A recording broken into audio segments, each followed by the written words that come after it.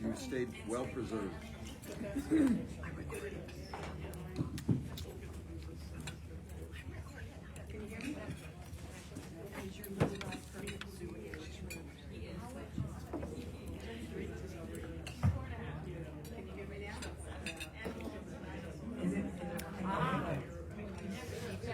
So welcome to our first Hot Topics of 2025. My name is Kathy Swerdlow, and I'm the president of the League of Women Voters of Seminole County. I want to get us all situated for our panel this afternoon, but we'll start with everybody please rise for the Pledge of Allegiance. Flag is open.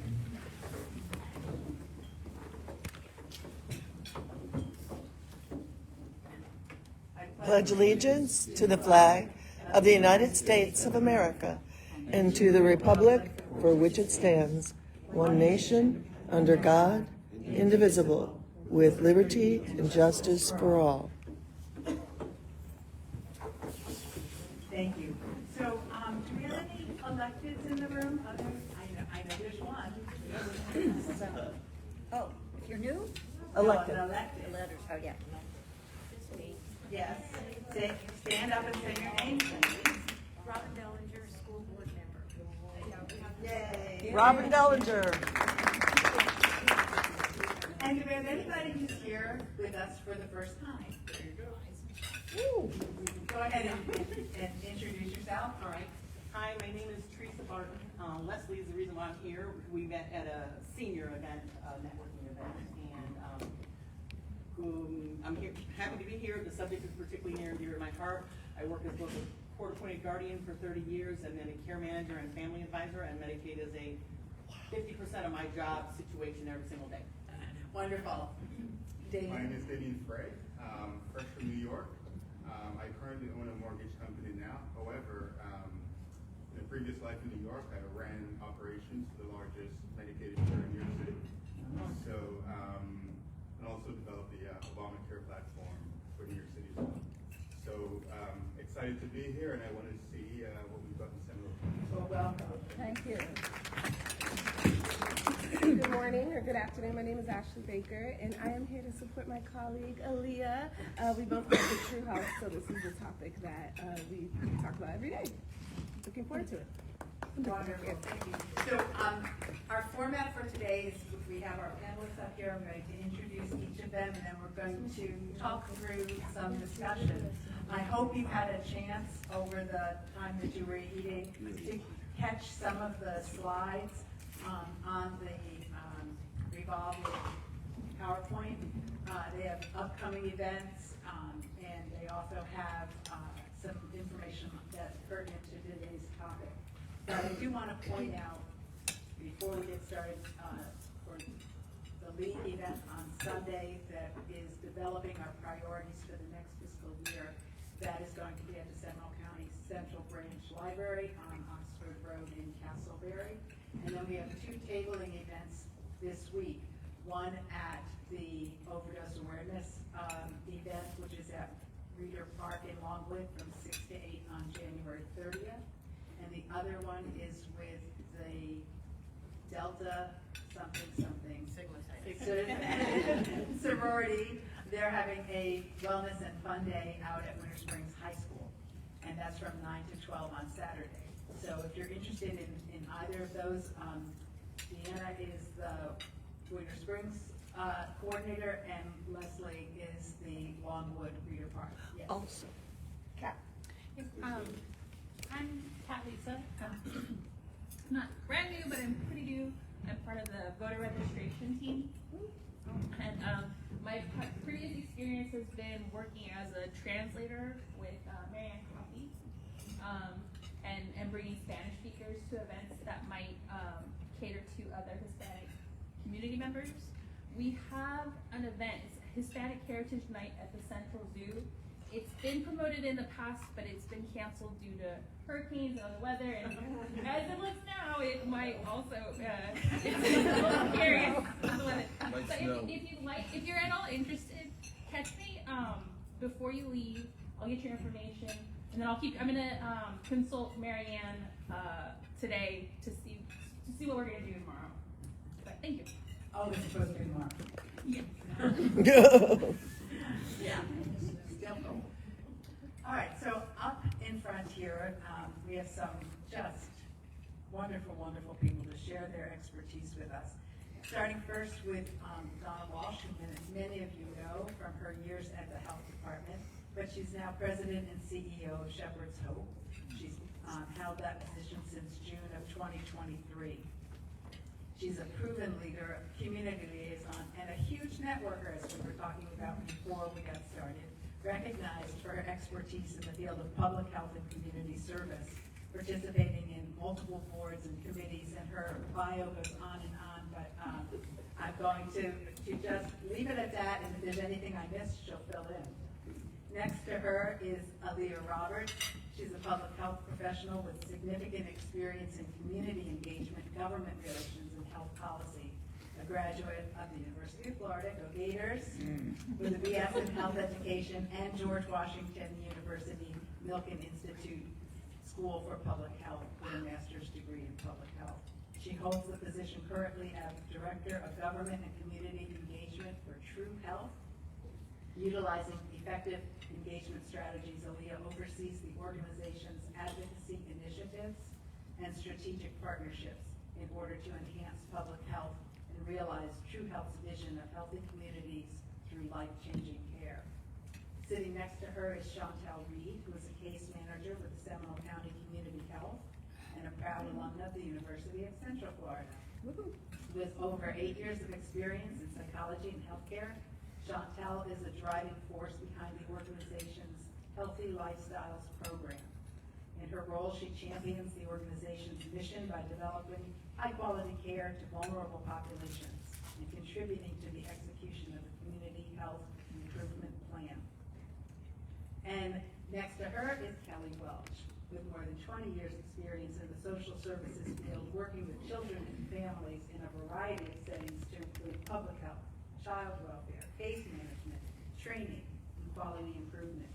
She currently leads Seminole County's community health team and has a passion for community collaboration and making a difference in the community. So, are we ready to get started? I'm going to start with Kelly and Chantel, who are tag teaming it back there. But can you give us a backdrop for a discussion in terms of the current status of uninsured people in Central Florida, and know that you might need to tag off to Donna as well? Well, in Florida in general, now of course it varies. Can you hear me okay? You may need to give her the Yeah, microphone. I'm going to. I'm sorry. I speak loudly, so I might not need it, but. No, you need it. In Florida, so our statistics vary depending on, of course, the source that you look at, and we have a little bit of delay in our statistics. But in general, we are around about 10 to 11% Florida that we see that are uninsured.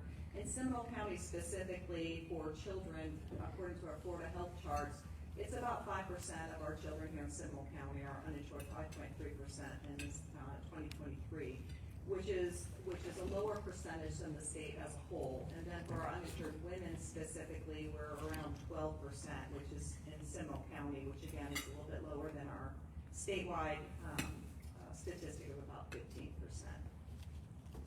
Great. And then if you'll pass the mic up to Donna, can you share with us, Donna, like who are your primary clients at Shepherd's Hope? Sure. So I prepared a slide set, guys. I'm only going to do 10 minutes on it, I promise. Shepherd's Hope is considered a safety net service for those who don't have insurance for one reason or another. Either they can't afford what's available to them through the Affordable Care Act or other private insurance carriers, or they simply don't know where to go to get the insurance that they need, or they may not qualify for Medicaid. And so Shepherd's Hope is what we consider a Florida Association of Free and Charitable Clinic. We are a free and charitable clinic through the FCC in Florida, but there's also a national association, and there's several of us throughout the state. In fact, there's several of us throughout Central Florida. We're one of many. American Muslim Clinic in Longwood is another clinic that we work very closely with, and certainly Grace Medical in Orlando. Shepherd's Hope, if you want to consider it, we're more or less an extended urgent care. Our care model includes keeping patients into care for up to a year with our ultimate goal in helping them navigate the healthcare system. So we do have what they call primary care access network folks on board with us to help people sign up for care plans or to find a medical home such as our partners here at True Health, the federally qualified healthcare centers, so that they have ongoing care. Our care model also includes specialty care. So folks entering into our facilities, if they are diagnosed, let's say, with cancer or a chronic illness, we are supported heavily by our hospital partners, Orlando Health, Advent Health, and they provide in-kind services so that our patients can receive diagnostic tests, labs, pharmaceuticals, surgeries, cancer treatment. We've treated many to cure through our partnerships with the hospitals. And so all of that is supportive care. And our in-kind services really amount to anywhere from $14 to $20 million a year, honestly. And these are the generous support of our healthcare partners, our volunteers. Our care model includes mostly volunteers. Our medical staff, there's only one on staff that we pay, and that's our part-time medical director. Over 1,700 active volunteers support our services.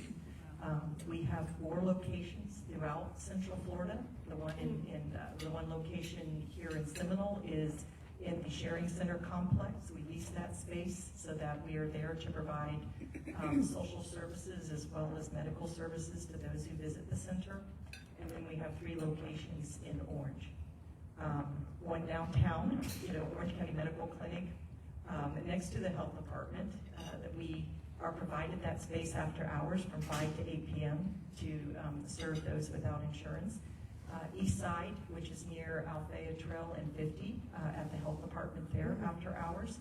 And then we also have our main location in Winter Garden on 9th Street there. And so we've been in that main location for about 5 years now. And we started neighborhood clinics recently, since I've been on board. We go out into the neighborhoods, back to school physicals primarily in partnership with who you play for, and I'm always going to get that wrong, who you play for, to provide the free EKGs for sports physicals. And then, of course, we have other partners like Nemours Children's Health that provides their doctors to give the physicals. So people who come to us are those primarily who can't afford the insurance plans that are out there, or who don't qualify for Medicaid, and they fall in that gap. Shepherd's Hope's been around a long while, and it's one of the best kept secrets, and it shouldn't be, right? Right. So, since I've been on board too, we've really, on the other side of COVID, tried to raise awareness again. We were providing upwards of 19 to 20,000 patient visits and services before COVID. That number dipped significantly because folks listened to public health when we said, if you don't need to go to the doctor, don't go, because there's some really sick people that need to be taken care of. And so we're trying to get folks to come back to us. The other thing that's happening too is, as I mentioned, there's other resources out there, not just Shepherd's Hope. Almost 28 years ago, it'll be 28 years February 14th, that our founder, Pastor Bill Barnes, had this vision of opening up a free clinic because he knew that there were people in great need for that service. And so the foundation was laid back 28 years ago. We were one of the only resources for people to go to for free medical care, but today we have so many others. So very helpful. I just got to show the picture. Okay, that's. But we do, our mission is to provide free medical, free quality health care for the uninsured in our community. People can come to us from anywhere in the state of Florida, and they do. So we have folks visiting from Lake County, Marion County. We try to help them find resources nearby where they live, but they will still travel to our clinics for care. We work with, in fact, we're working with a community health center now in Waterman, Lake County, and they don't have the specialists that we have in our network. So they refer to us to help those patients connect to specialists. So our care model also includes doctors who in their private practice will allow us to send patients to them, and they'll provide free care to them in their doctor's office. Or we have specialty care clinics within our 4 sites, and those doctors will come to us to provide free care. Here you'll see 34.2% of the population in Central Florida live below the federal poverty level, and Kelly mentioned those without insurance. Her data is probably more up to date. This I pulled from the Kaiser Family Foundation. This shows you the status of state Medicaid expansion decisions across the country. And of course, Florida is not a state that is participating in the Medicaid expansion. I just wanted to provide some numbers to you from healthinsurance.org. So the number of Floridians covered by Medicaid and CHIP as of May of last year was 3.8 million, just a little bit over 3.8 million. The number of additional Florida residents who would be covered if the state accepted expansion is over 1.4 million folks in our state. The number of Florida residents disenrolled from Medicaid as of March 2024, and again, this number has increased since then, and that was with Medicaid unwinding after COVID. Of course, there were exceptions made during COVID, so people could keep their plans and get to the doctor for care. But as of March of last year, over 1.8 million Florida residents were disenrolled. And so the federal money Florida is leaving on the table by not expanding Medicaid in 2023, plus the additional American Rescue Plan funding was over $1 billion. Now certainly with the federal, my understanding is that the federal government initially providing funding for states to participate in Medicaid expansion, the state eventually has to match and then support that, sustain that long term. So, I know that there's an economic factor behind this as well. I did put out at the front table, again from the Kaiser Family Foundation, this handout. And this is the adults that would benefit in the state of Florida through Medicaid expansion, giving you demographics in more detail there. Okay, I'm going to surf over that. Oh, you guys were asking about this, that we will wait until you ask the question. Okay. This is just a sample of the specialty clinics that we have: cardiology, colon, rectal, dermatology, endocrinology, ENT, GYN, liver clinic right here in Longwood. And this is the only clinic that we have this service. Dr. Phil Stein provides a liver clinic several times a month. He is able to treat patients to cure with chronic hepatitis C at no cost. And so he has been providing that service. He came to us from Advent Health and continues to volunteer with us even after his retirement. He's not really retired. We have several long-time doctors who have been volunteering with us. Dr. Cameron is another one. She's been with us 13, 14 years. She also volunteers at Grace Medical. Just wonderful people providing their services. So you'll see here, a good number of specialty services here. As mentioned, during COVID, we provided more telehealth care than we do now. People do prefer to come in, and our providers, volunteer providers, they prefer to see patients face-to-face. We will make exceptions, but we usually see patients face-to-face now. I mentioned our insurance navigators, and we do have a prescription program in which individuals who come to us that need prescriptions filled can receive 3 months worth for free. And that's a totally 100% grant-funded program, so we're continuously seeking funding to support that. We also have a preventative health program, Healthy Eating, Active Lifestyle, and I brought some pamphlets on that. So to your original question, so this is who we serve. Of course, children, women, and men without health insurance. Their eligibility is self-declared, which they tell us what their income level is. Last year in Florida, legislation approved for us to move from 200% to 300% at or below, individuals at or below the 300% of the federal poverty level qualify for our services. So what does that mean? An individual making about $45,000 a year would qualify, and a family of 4 just under $94,000 a year would qualify for our services. Of course, they have to be 100% uninsured. In order for us to provide sovereign immunity for our volunteer providers, these individuals can't come to us uninsured. But if they don't qualify for our services, we do refer them to one of our community partners where they can go, like our community health centers, which are always nearby, whether it's True Health or the community health center in Winter Garden, which is 5 minutes away. We have places for folks to go, and we don't want them to leave empty-handed. Our population is pretty much over 60% of those who come to us are Hispanic. And then 43% are employed but uninsured, and then of course their income being at 200% of the poverty level. Kelly already mentioned, the counties that we primarily serve, Orange, Seminole, Osceola, but again, anyone can come to us from anywhere. Grace Medical, however, only can accept those from Orange County because of the way they're funded. And so that's why it takes all of us, it takes a village, because we all work together to make sure our patients receive the care they need based on our individual resources. So you see here in Seminole, as of 2023, 9.2% of households are living in poverty and 11.5% are uninsured. And that's pretty much it. I'm just going to scroll through these quickly. Just a takeaway, 56% of our patients, we do surveys. They mentioned that they would not have sought any medical care without access to our health centers. I mean, one visit to the hospital can be lifelong debt for folks. And so we are heavily supported by volunteers and generous donors. We do have grants. We did apply for 105 grants last year. It would have been wonderful if we received 100% of those, but we did not.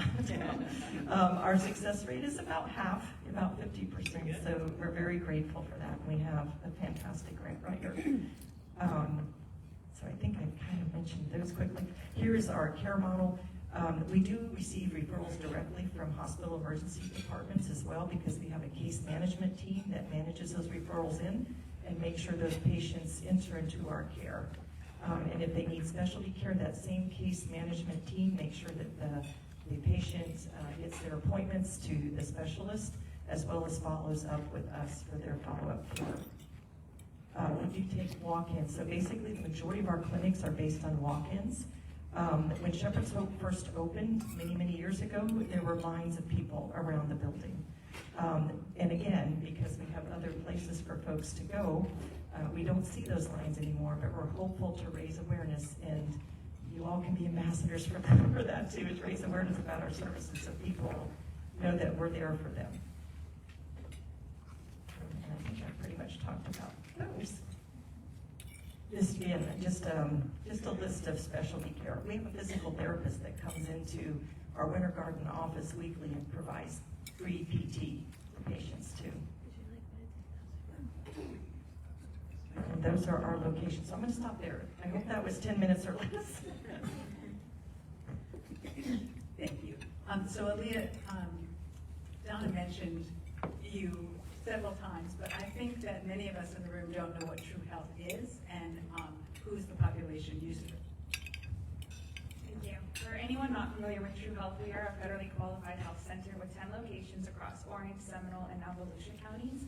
We do have 4 locations down in Orange. That's our Alabama location right by UCF on the corner of Alabama and Colonial, Lake Underhill, right by Advent Health East Hospital, if you're familiar. Our Hoffner location is right around the corner from the airport, and then we have our Southside location that we share in conjunction with the Department of Health and Community Health Centers on Lake Eleanor Drive towards West Orlando. Up in Seminole County, we do have our Castleberry location on 434, our Sanford main office near the airport, our Airport Boulevard location, which is in conjunction with the Seminole County Health Department, our Harvest Time location, if anyone is familiar with Harvest Time International, and our Goldsboro location, which is a small community neighborhood health center in the Goldsboro community. And last year we opened up our 10th health center, which was our expansion into Volusia County, the Enterprise Wellness Cottage, excuse me. And that one is right next to Residing Hope, formerly known as the First United Methodist Children's Home. Annually, True Health serves approximately 50,000 unique patients through over 134,000 encounters. We do offer adult and pediatric primary care, OBGYN, behavioral health, podiatry, dental services, lab services are available at every single one of our locations. And we've got 6 pharmacies across our Orange and Seminole County locations as well. We do also offer eligibility and enrollment assistance services at all of our locations as well. And those are our certified application counselors and financial navigators that are able to assist patients with Medicaid enrollment, the healthcare marketplace navigation, and assistance in enrolling in other government assistance programs such as WIC. So of those 50,000 patients that we see annually, about half of those are Seminole County residents. And in 2023, just to put it into perspective of who our patient population is, just about 24,000 of those patients had Medicaid or CHIP, so that's about half. 14,000 had no insurance whatsoever, so 28% of our patients are coming to us uninsured. For those patients that have no form of insurance whatsoever, we do put them on a sliding fee scale based on their household income and family size. And then 95.9% of our patients are at or below 200% of the federal poverty level. So I was going to ask this to each of you, but I think maybe you'll huddle and figure out who wants to answer it. But what part of our population, what demographic do you see as experiencing the biggest gap in healthcare access? If you were thinking about it, do you think there's a particular segment of our population that's more at risk for not being able to access healthcare? And I'm going to put the mic down here by Kelly. Okay, I'll take a stab at it and then I'll send it down the table. But I do think that when we look at income, those who are unemployed, and certainly we have a lot of programs that focus on our unhoused population. And so we do a lot of outreach. Chantel and Lydia is our community healthy lifestyles team, and they go out and do outreach, and they did about 55 outreaches in 2024, trying to engage those individuals and trying to get them set up with services and go out to homes for folks that are experiencing chronic health conditions, and all these services are of course free of charge from the county. But to answer the question, I think our unhoused population has a big struggle, and we need to focus on that. And we do have several programs that help with those individuals and trying to get them connected to the services they need, primarily those healthcare services. I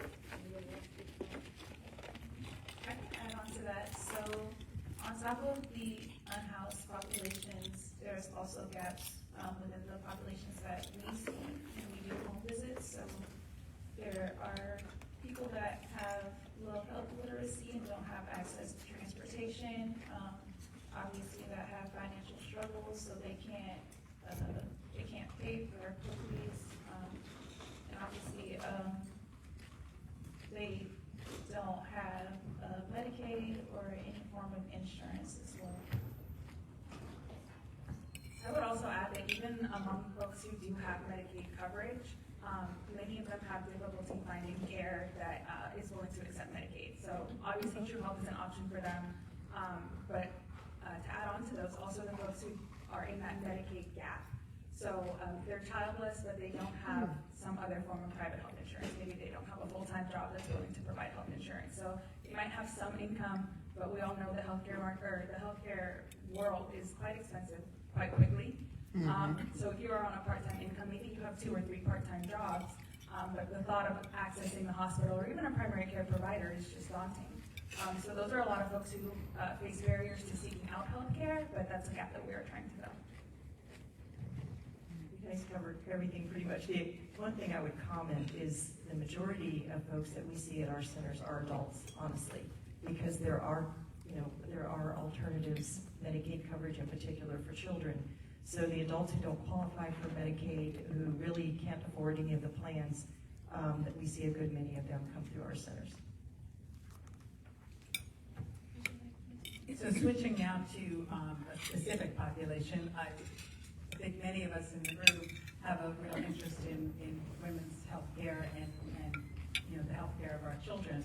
So what programs does the county have specifically for pregnant women and for their babies? And can you kind of give us what a baseline of the maternal mortality, morbidity, as well as infant morbidity and mortality is currently in the county? The county person. Yes, so the county specifically provides services for all populations, all Seminole County residents. So every service that we provide is obviously offered to children and adults and females specifically. So I'll turn it over to Donna to talk specifically about the infant mortality rates, if she has that data down there. But I just want to make that clear that we do fund several programs that help women and children and pregnant women. And we also open up every year funding opportunities through various programs that community providers can apply for. And this is put out publicly for funding programs. When we have funding, which we have every year, funding available for the providers to be able to send us a proposal on what they are hoping to provide within our community. And really that is driven by community needs assessments. We have a community health needs assessment that is, we partner with DOH and their hospitals to gather that data and see what our top needs are, health-related needs. And then some of our other funders require, federal and state funders require that we have a community needs assessment. So we really take a very close look at that data and then drive those funding programs specifically for those areas where we see that high need. So I'm going to turn it over to Donna. She can talk a little bit about the data that you have down there. Just briefly, and then I'm going to turn it to True Health because they're a primary provider of maternal child health in Seminole County. So if you look at the rates in Seminole County, the graph that you see up here, certainly Seminole County is improving in the number of infant mortality rates. However, working for public health, one death is too many. You know, that was always what our goal was, is to reduce this number down to 0. So in 2023, according to the Florida Department of Health Florida charts reference, we had 19 infant deaths in the county. And that's a rate of 4.4. So the rate is based on deaths per 1,000 population, and I don't know what happened. So the rate is based on the number of deaths per 1,000 population. If you look at previous years, and you see here, the orange line is the rate for the state of Florida. The blue line is the rate for Seminole County. And the lower that line, the better, of course. You know, you want a lower amount of deaths. But in 2022, there were 24 infant deaths reported out of 4,694 births. And then in 2021, 17. 2020, in the middle of COVID, there were 33 infant deaths. So you have to wonder, you know, what contributed to that. Was it access to care? Was it isolation? You know, a number of factors there, and I'm sure that there's a good many studies around that. You know, during COVID, still ongoing.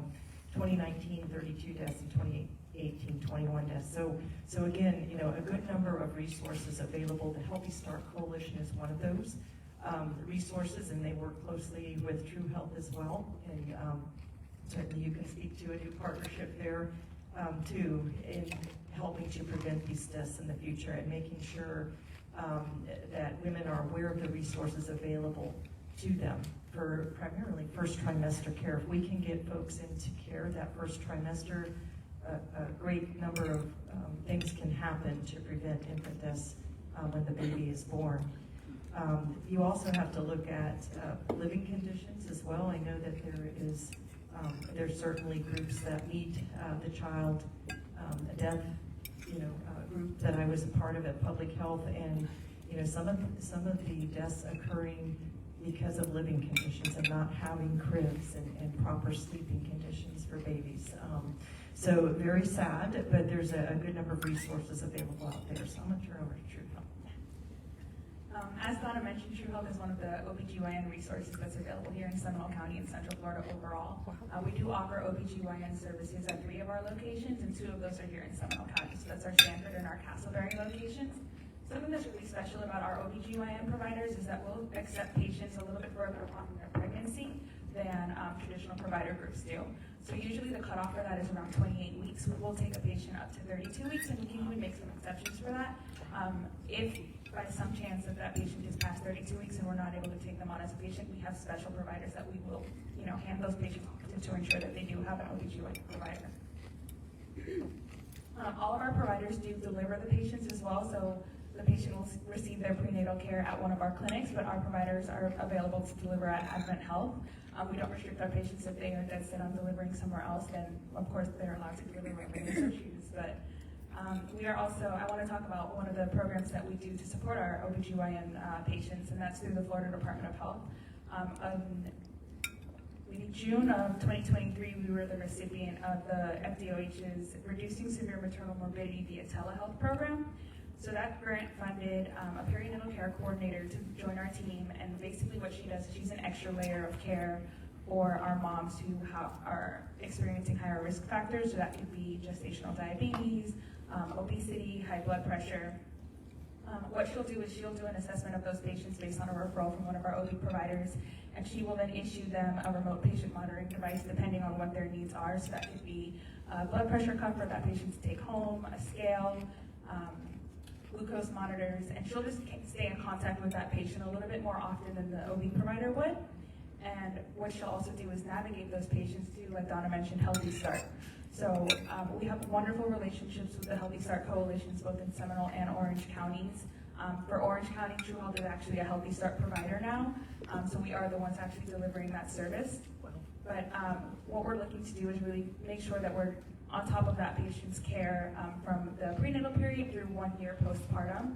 That's a little bit longer than most people might usually think of, because we have found that the complications that can occur with the patient following their delivery can extend up to 1 year. So we do want to make sure that our OB providers are monitoring our moms for a whole year postpartum to just make sure that they're in the best health, that they're being asked the questions that they need to be asked, and that they're receiving the right health education materials. Thank you. And moving from moms and kids, I know a big issue that we've looked at in the past has been on dental services. And that I know as a Medicare recipient, dental is a big part of the advertising that goes on every year for the Advantage plans. But how does the county handle dental issues? And I'll give it to you, Donna. Do you have dentists at Shepherd's Hope? Or? Currently, no. However, I'm working on it. So, certainly, dental care is important, no doubt, because that can affect your overall, physical health. And so, Shepherd's Hope did receive a grant about 5-6 years ago for a Winter Garden location to provide some dental care. And we're in communication now with the dentist to help us set up partnerships with private dental offices like we do with some of our other specialty care providers, so that we can provide a voucher to our patients to go to their offices for care. So that's where we're going to start in that respect. I do know some of our other partners who are free and charitable clinics. They do provide dental, like Grace Medical has beautiful dental services at their location in Orlando. American Muslim Clinic, they also provide dental services, the free and charitable clinics. Wow, that's cool. It's me. And then True Health, of course. True Health offers dental services at 4 of our locations. So at Seminole County, that's at our Harvest Time and our Castleberry Health Centers. In Orange County, it's our Lake Underhill and Alafaya Health Centers. The majority of our dental patient population is children. Of course, we're all better at making sure the kids get to the dentist than we do as adults. But we do accept, especially offer dental care for our moms, because we can see complications if they do have a dental issue with their pregnancy as well. We also have 2 mobile health units, so I'll touch quickly on those, but one of those is a hybrid medical dental unit. So those are able to be deployed out into the community and offer that first touch with a dentist. Often it might just be something as simple as a screening to see if they need to be referred for additional care. But we've seen high demand for utilization of those ever since they came about a year ago. So the county also offers some dental services. So within community services, we have our community assistance division. And in that division, we have financial assistance, and we offer dental assistance. So there is a dental program that's open. It's open for a wait list. That'll open on February 11th. In order to qualify to be a part of the dental program, you need to be 18 years or older. So it is only for adults. You also have to be within the below 80% of the area's median income. Just as to add to that, we open that program annually as funding allows for us to open that program. So I would encourage everybody to look at our website for when those programs open. We have a variety of different financial aid, indigent care programs that the county provides, and they open on a rolling basis. So we always encourage everybody to look at the website. In addition, we provide funding to the Department of Health annually for their dental program for children. That specifically is for dental sealants and screenings and exams for children.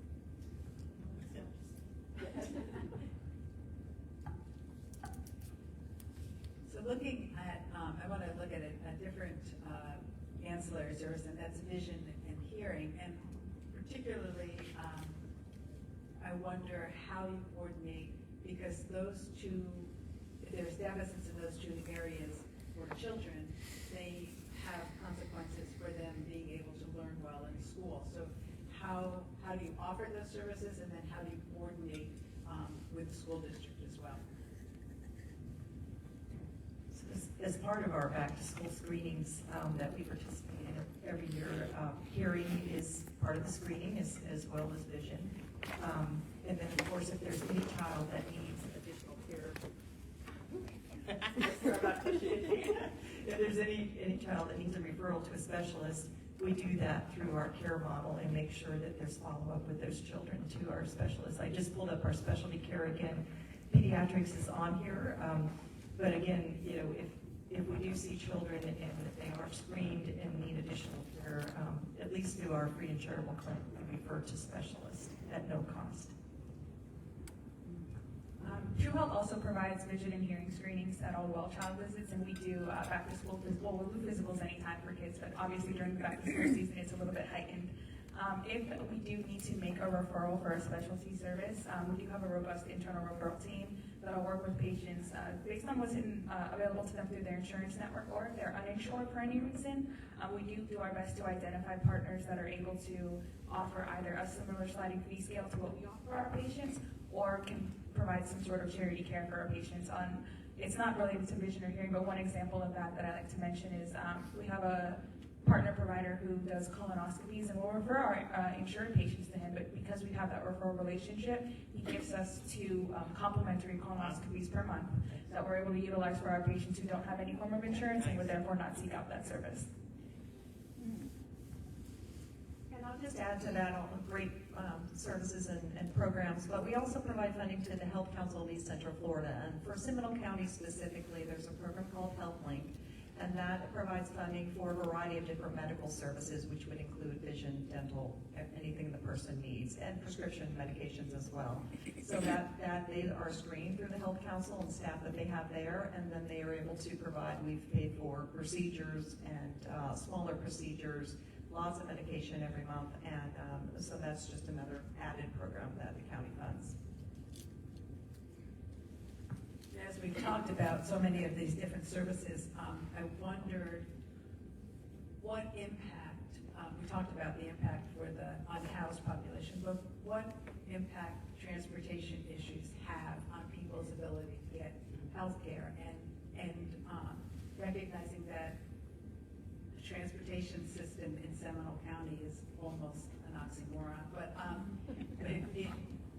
how are you as an agency or a company trying to meet those needs for people who can't get to where you are? And you're first. We screen all of our patients for social drivers or social determinants of health, and after financial, transportation is one of the highest that we encounter as a barrier. At True Health, we offer all of our patients bus passes, but as we know, the public transportation system in Seminole and Orange County, it's not that much better there either.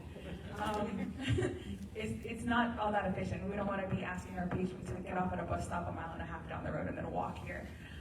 So what we do is we do offer Lyft healthcare rides, where our center managers will call that patient a Lyft ride to their health center and then back home. Or if they need assistance getting to maybe a specialty that we're not offering in-house, we can utilize it for that as well. And then we'll also, we'll also be able to maybe move that patient around to different True Health locations if they need a service such as maybe the pharmacy that isn't offered at that location. So our center managers are a great network connection with each other to make sure that it's as seamless for the patient as possible. With the amount of barriers that the patients that we see on a regular basis are facing in their everyday lives, even necessarily not maybe around healthcare, we do want to make accessing healthcare as simple and straightforward as simple and straightforward as it can be. So with the county Healthy Lifestyles program, we try to assist our clients with different, with help with transportation by conducting home visits. So my coworker Lydia and I, we're both case managers, so we do home visits for our clients. Those that do have transportation issues, we try our best to connect them with different modes of transportation as well. And for those that need groceries or any other social services, we try our best to connect them to resources that could deliver to them to make it easier for them for transportation. And I will say that our Board of County Commissioners is very involved in the transportation issue. We recognize that there's an issue. They are involved in boards for Metro Plan, Links, Sunrail, things like that. There's a lot of discussion happening, so stay tuned. But they've had working groups. They've talked about this. We are aware of this. Our needs assessment that we have throughout the county, whether it be a regular needs assessment or a health needs assessment, usually, almost always, identifies transportation as a very high need in our community. Some of the programs that we fund within the Community Health Division, we look at that as a social determinant of health, social driver of health, transportation barriers, and we look at programs that offer things like telehealth and telemedicine. We also try to incorporate bus passes or Uber Health with those programs. So we do look at that and recognize that it is an issue, but your leaders, your Board of County Commissioner, we have some very active and vocal commissioners, as you know, and they are working with those organizations to hopefully improve that in our community.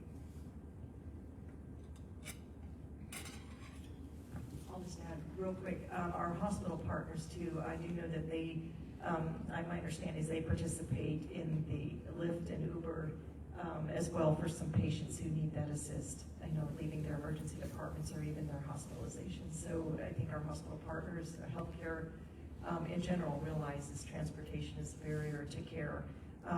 Also, many of us, and you've already talked about this through your mobile services, is we're trying to meet people where they are. So making that accessibility even easier by going to communities and providing that service within neighborhoods. Huge kudos to True Health for going to Goldsboro and Harvest Time International. Thank you so much for doing that, because you would think the health department's just around the corner, and the health department is not a medical home. We provide or I say we, because I'm still not separated, but the health department provides medical services, but it's really not considered a medical home. True Health is. And so by them being in the neighborhood in Goldsboro, providing those services every day, it's been a huge help to that community. And the same with Harvest Time International. So Shepherd's Hope is also getting out more in the community with our neighborhood clinics and looking to expand as we build capacity. So we've mentioned it a couple of times in talking this afternoon, Medicaid expansion. So Florida is one of just 10 states that haven't, 40 states plus the District of Columbia have expanded Medicaid. What would be the impact on your agency or organization if we were to get Medicaid expansion in Florida? And I'll start with you, Leah. Overall, it would enable more people to seek out preventative care. We imagine we would see a decent amount of the same population, because our patient population didn't change too much with the Medicaid unwinding when people fell off Medicaid after the COVID emergency pandemic was declared done. It's over, short. So we would see a lot of the same patients, but then they would be transitioned from being on that sliding fee scale with us into compensated care. And although we're not a free clinic like Shepherd's Hope, we do put our patients on that sliding fee scale. We never turn anyone away based on inability to pay. So let's say a patient comes into our clinic and based on their household size and income, they're at the nominal level. They say their visit would cost $40. If they say, well, I can't afford to pay $40, we're not going to send them home. We're going to say, can you afford maybe a payment plan if we break that down into a monthly payment? And I don't think there's that many other hospitals or primary care providers that are able to offer that to their patients and reduce that barrier for them. So we would see a lot of those patients who don't have insurance become Medicaid patients, where that's no longer a barrier for them. It's no longer a thought for them before they seek out care, and we can be compensated for that care. And that would enable us to expand our services, expand our locations, find more support staff to make it a more seamless process for our patients, and have the additional nurses, additional providers, perhaps additional specialties If we identify a need that, many of our patients are seeking, we have to refer it out. That's kind of how we determine things that we're gonna bring in-house. Podiatry was a good example of that. We had a lot of diabetic patients in need of podiatry services, and that's what informed that decision to add a podiatrist into our provider lineup. I'll just add to that we have our community paramedicine team for Seminole County. It's a relatively new program within the last 3 years, but the whole goal of that is to really help people to be healthier and manage their chronic health conditions, and that really does impact hospital utilization. So that does save us money in the long run when we have folks that are having that preventative care. So our community paramedicine team has been a wonderful asset to this community. If you're not familiar with it, it's run by our fire department. They go out to folks' homes and they handle everything from diabetes to fall prevention and everything in between. So they are a wonderful resource, but we are seeing the impact of that to help folks to not utilize the emergency rooms as much as they should, which really will impact insurance companies' overhead and cost overall. So.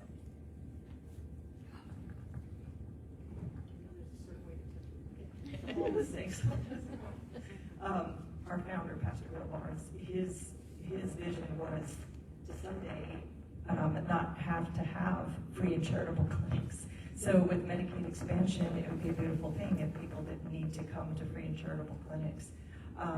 Unfortunately, there's always going to be a need.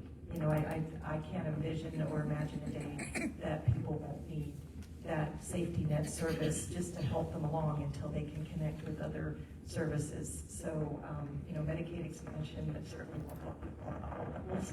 And to your point, the healthcare providers, those actually providing the service, sustain the services and expand on the services that we're able to provide in the community. And before we get to questions, I want to give them an opportunity. I think they have let us know what's going on in their agencies really well.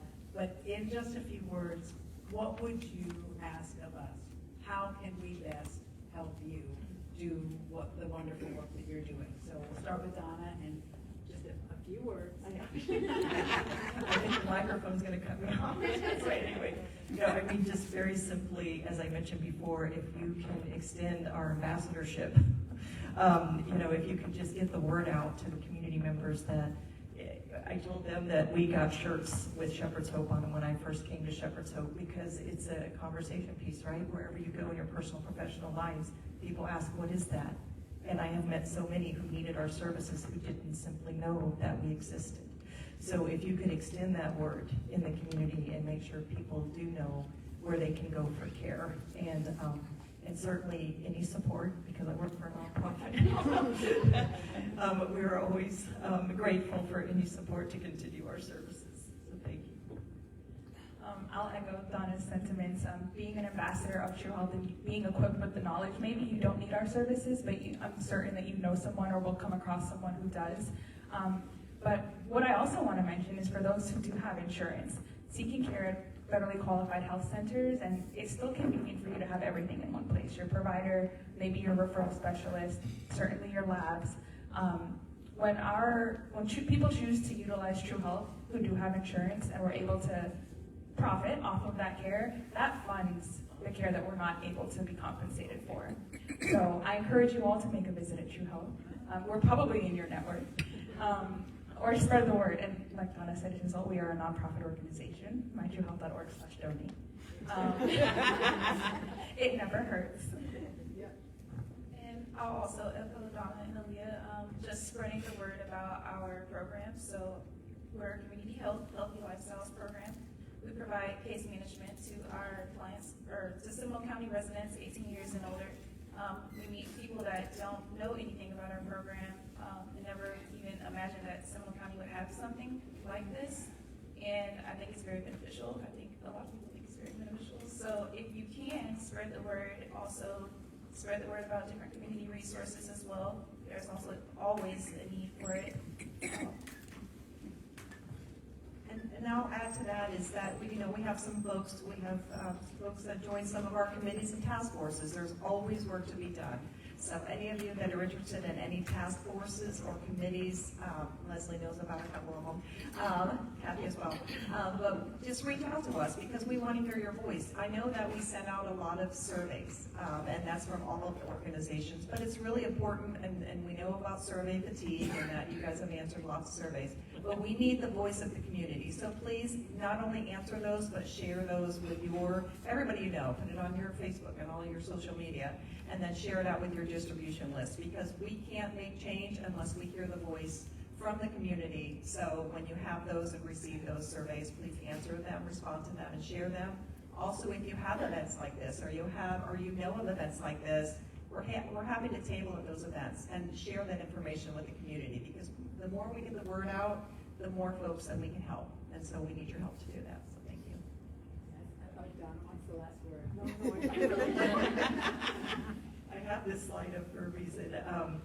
As I mentioned, we have well over 1,700 volunteers, general volunteers as well as licensed professionals, about 500 licensed professionals.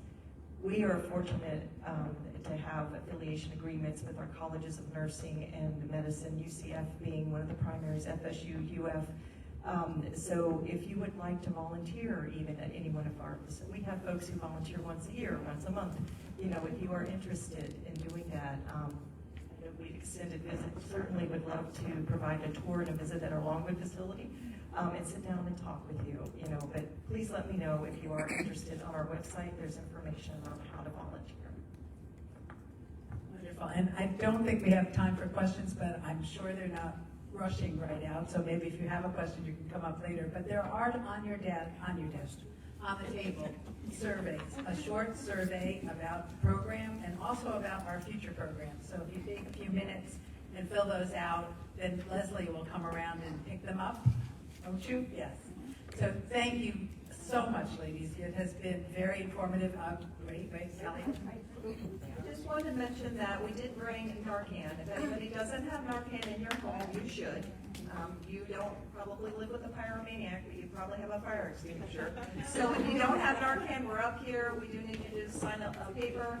We also have a product called RX Destroyer. If you have pills in your home, we are trying to get as many pills off the street to abate our opioid epidemic to the extent that we can. Most people have old pills, expired prescriptions. This one container can hold 50 pills. You put them all in there. Once it's full, then you can safely dispose of it in your regular trash. So we have those up here. If you're interested, please come up and talk to us. We're happy to provide that for you free of charge. And please don't flush the pills, put them in there. That's right. Exactly. Thank you. Don't flush. Please dispose of them. Absolutely. Thank you so much. And can we have 50-50. Has the amount changed? No, $66. So give it to Donna, she'll pick. You're in trouble now. So the number is 028837. 028837.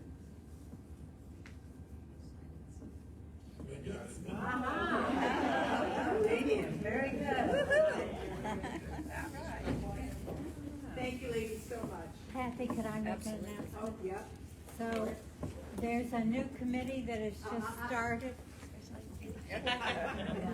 There's a new committee that has just started for our league, local government committee, that's looking at city and county government. So if you are interested in participating and sharing it, I would love to have more people, because we have some exciting activities we hope to engage in. So please see me and I'll get you linked up with them. We're having announcements. Yeah. One more quick announcement.